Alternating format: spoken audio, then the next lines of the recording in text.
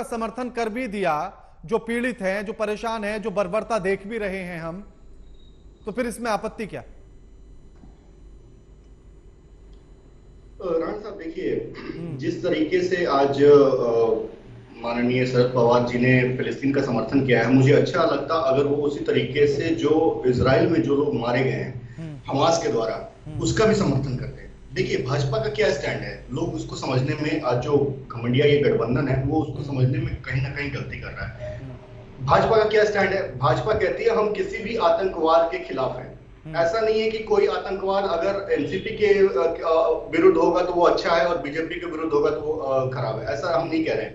हम कह रहे हैं कि आतंकवाद का कोई भी फॉर्म हो उसे हम आज अच्छे और बुरे में नहीं बांट सकते। आतंकवाद आतंकवाद के हिसाब से कहना चाहिए और इंटरनेशनल मंच से भी प्रधानमंत्री इस बात की पैरोकारी करते हुए। ठीक है अमित जी इस बात को स्वीकार कर लेते हैं। हाँ, इस बात को हम मान गए आपकी कि आतंकवाद का किसी भी रूप में हो उसको वो स्वीकार नहीं किया जा सकता।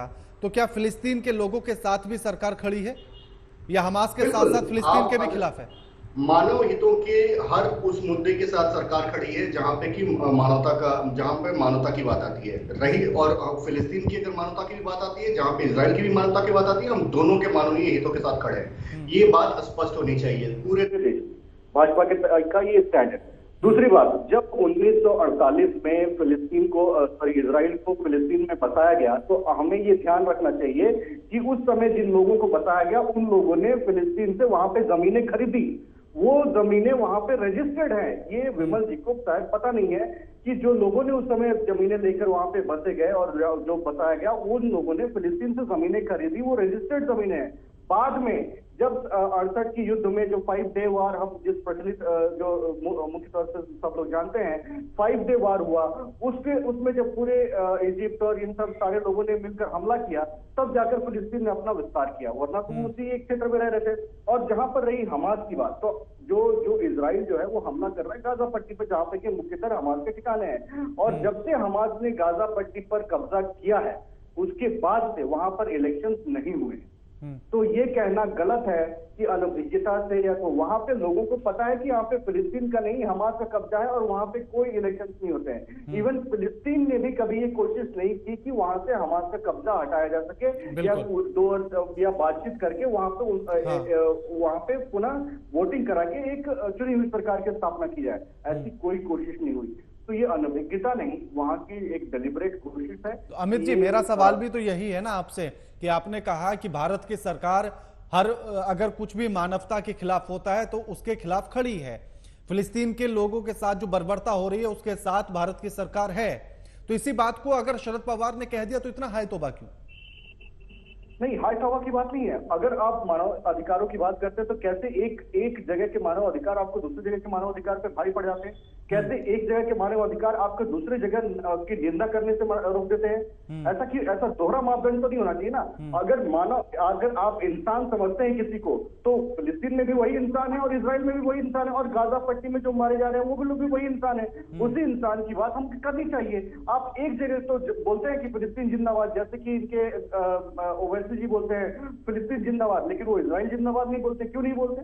सवाल तो उठना चाहिए ना।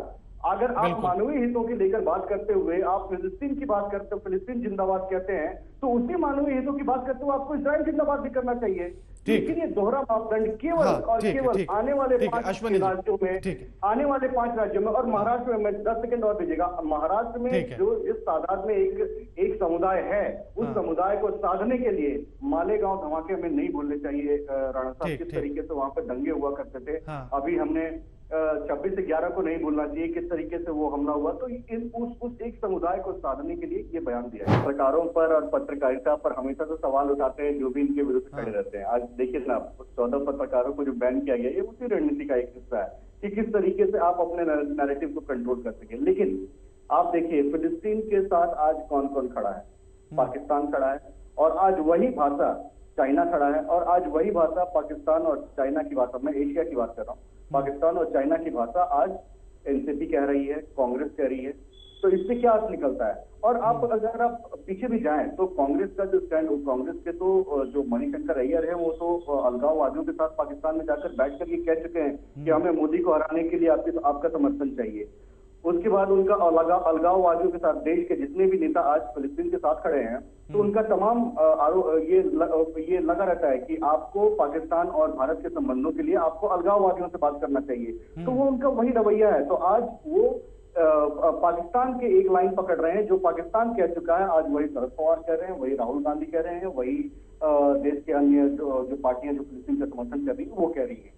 तो इनका हाथ तो क्यों ना कहा जाए कि ये एक आतंकवाद का समर्थन कर रहे हैं। जिस तरीके से असदुद्दीन ओवैसी कहते हैं, जिस तरीके से एएमयू में जुलूस निकाला जाता है, जिस तरीके से एक पूरा एक वहां पे उसके समर्थन में एक नारेबाजी होती है और कहा जाता है कि तेरा मेरा नाता क्या, ला इलाहा इल्लल्लाह।